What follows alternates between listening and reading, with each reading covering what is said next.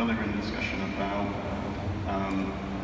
sort of political aspects of mining, but historically, originally gold was the thing that people would try to mine, and then with the discovery of petroleum, oil, petrol, diesel, you had the black gold era, where some countries that previously had very little natural resources, like a desert basically, became strategically important and wealthy in the world. So if you think about it, we're starting to get into the digital gold era, where there's a strong interest for countries to be earlier in exploiting and using the natural resource, which is abundant power, and to actually invest strategically in building that and seizing the opportunity.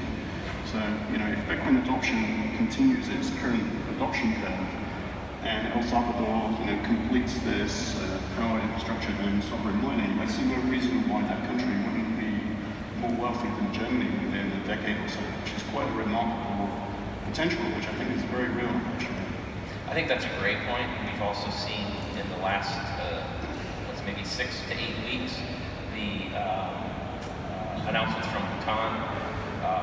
So if you had on your bingo card 3 years ago El Salvador and Bhutan as sovereign states pursuing Bitcoin mining, then I want to gamble with you because that would be very perceptive. But I think it's exactly what you're saying. That these are countries that see an opportunity to leapfrog massively in their status in the world, economically and politically, from this one thing.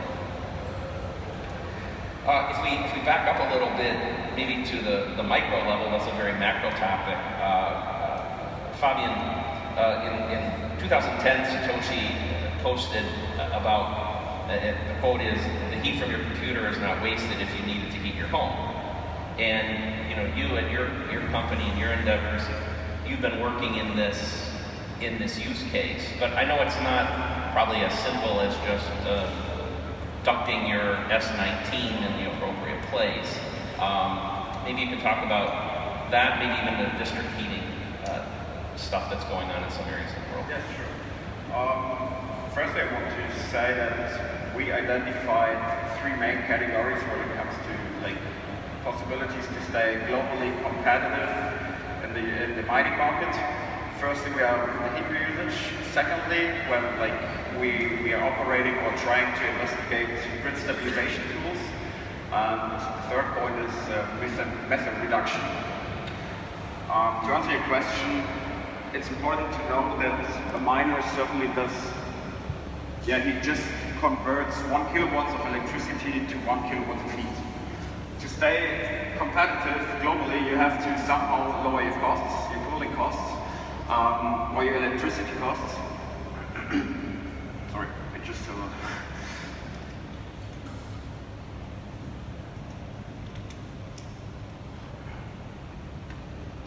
And if we want to stay competitive in the global market, we have to somehow use the heat to lower costs on the heating. Just give me a second. Take your time. We're investigating how to use the excess heat of miners in our industrial processes. This is how TerraHash started. We have a traditional company running. We are focusing, or this company is producing high-performance plastic components for automotive. With the recent energy crisis going on in Europe, we decided to become more independent from the public grid.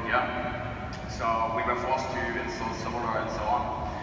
You have days where the sun is shining but you're not working, and you have excess energy. What are you going to do with this excess energy? Are you going to feed it into the grid for at least a price that's not worth it? Or are you going to investigate new possibilities how to use this excess energy? And that's how we decided to found TerraHash and to use this excess energy. Basically, we are feeding our miners in our production site with the excess energy, creating some suns, and the byproduct waste heat is used in our industrial processes, right? And this is a concept that we are trying to roll out about Germany, and we are seeing big interest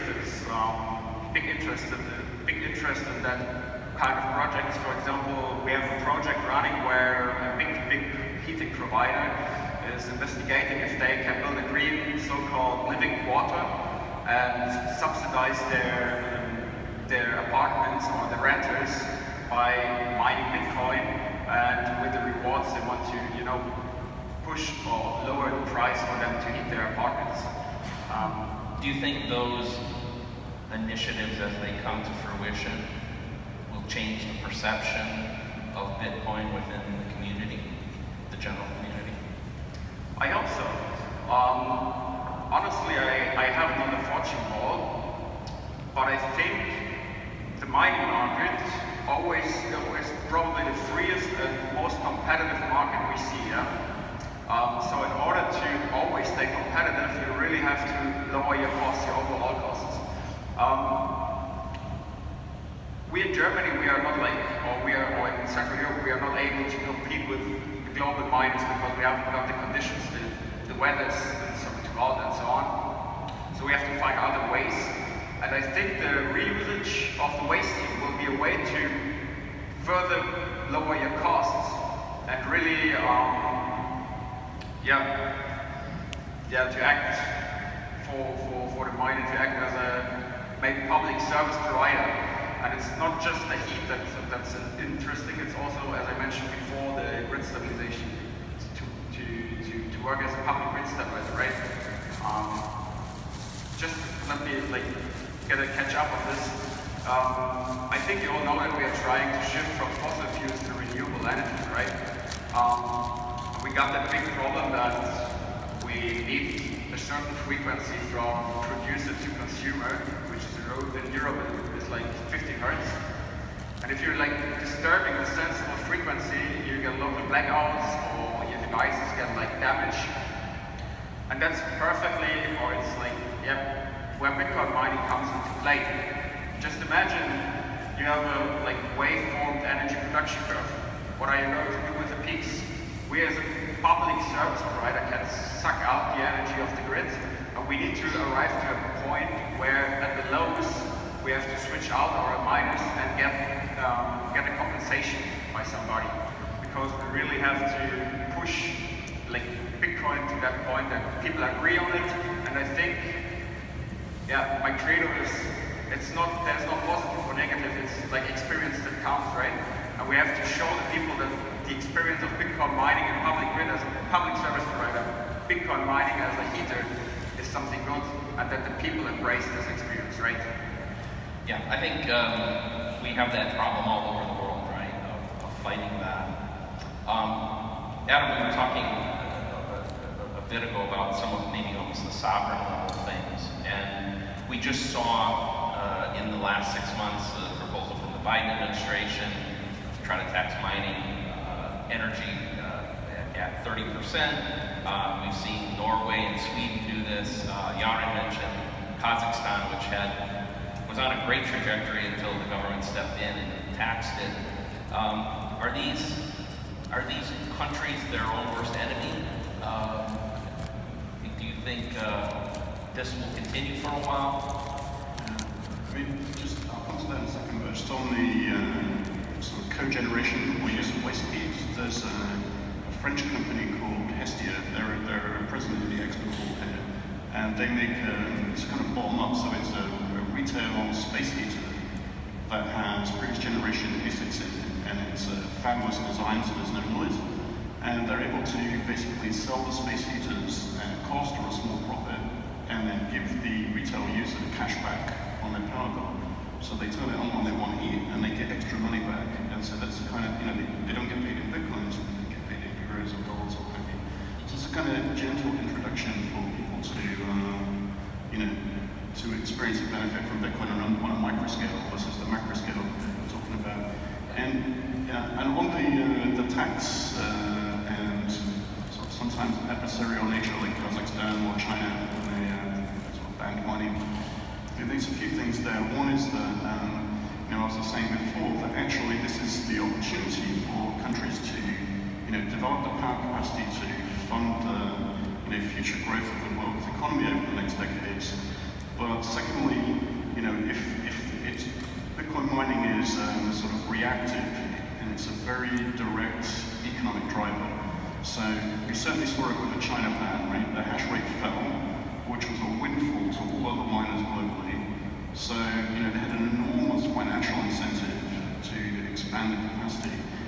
have some kind of, very hypothetical, more widespread reduction in, adverse tax situation or ban of mining in multiple major jurisdictions at once, Bitcoin kind of automatically, the invisible hand of Adam Smith, basically increases the profitability to ridiculous levels so that people will mine on any power source in any location, in retail, residential houses, in industrial estates.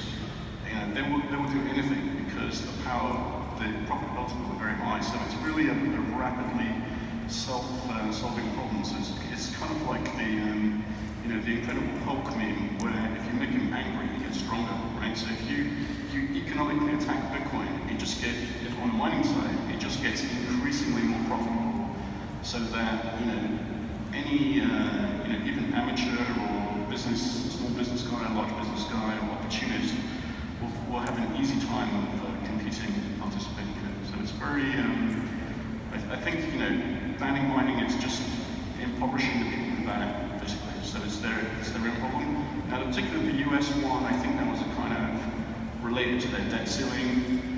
They were trying to make an argument for how it would be funded, which is a kind of artificial game, and they ended up dropping it for some reason. But anyway, those things come up from time to time in different countries, and I think really countries should be monetizing at a sovereign level their resources of the digital gold era, like Canada and their hydro resources is a big example. They're no longer there was a period where they were encouraging mining, then it became neutral, and then some provinces became negative, and that's their own loss. They have a massive financial resource that they're foregoing. I think it's a little off the track, but I watched Michael Saylor's talk earlier, and one of the things he said, is basically to buy Bitcoin and hodl, because you never know when the spike will come, right? When the green candle comes. And I think there's a certain analogy in the Bitcoin mining space that I've been doing it for 6 years. I've been doing it for much longer, Adam, but you kind of trudge along and you can do okay, and then something happens. If it's the China mining ban, or what we saw last month, where suddenly there was a spike in fees, and you can suddenly see a lot of the profitability come in shorter windows or kind of as a surprise. Any comments on that?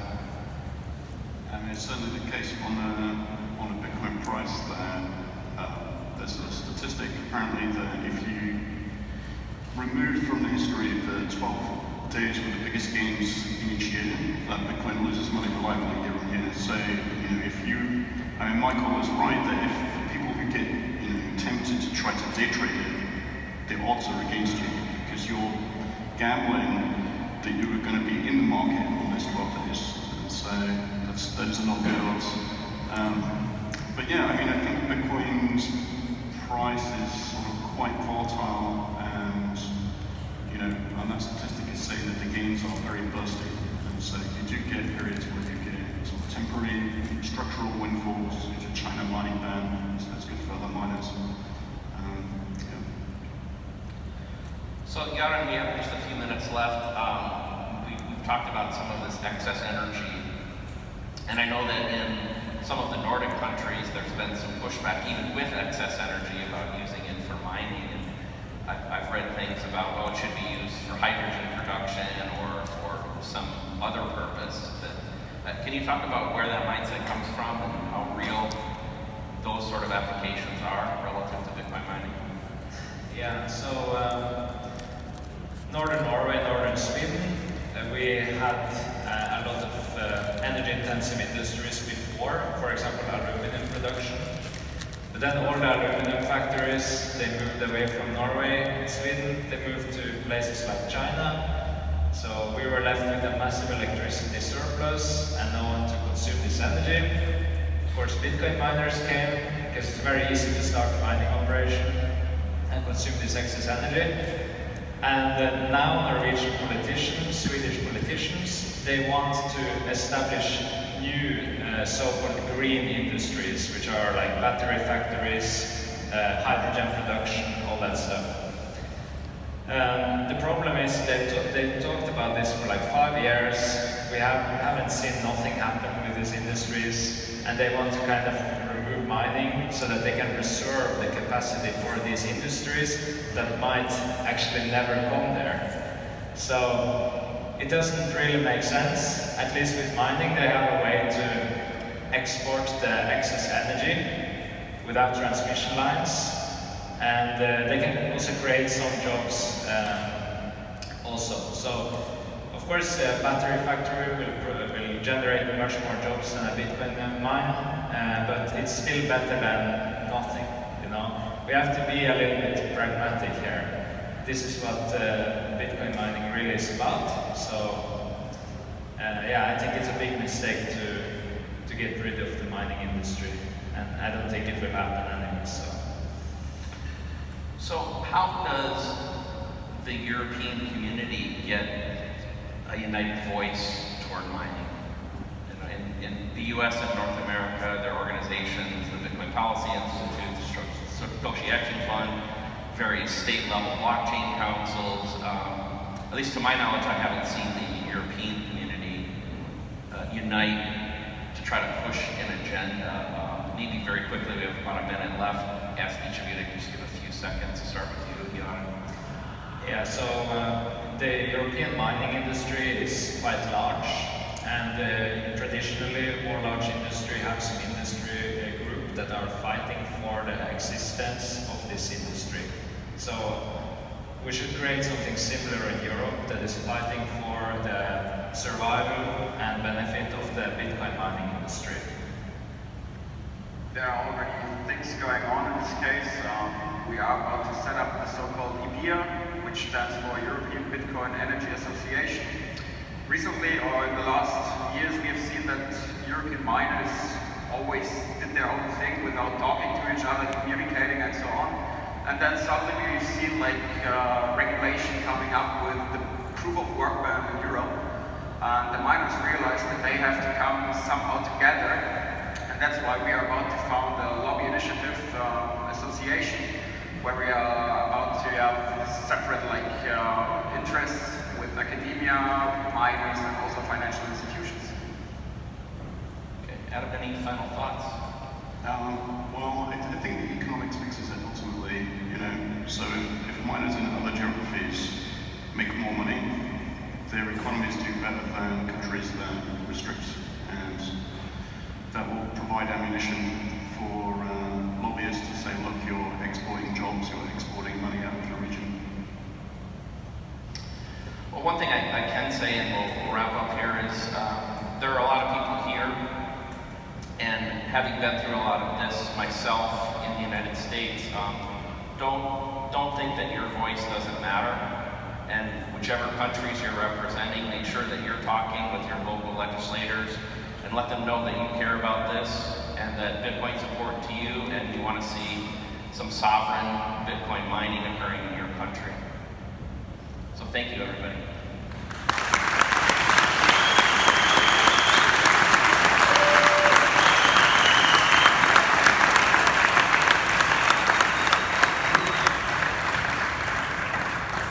Let's give them one more big round of applause. Great people.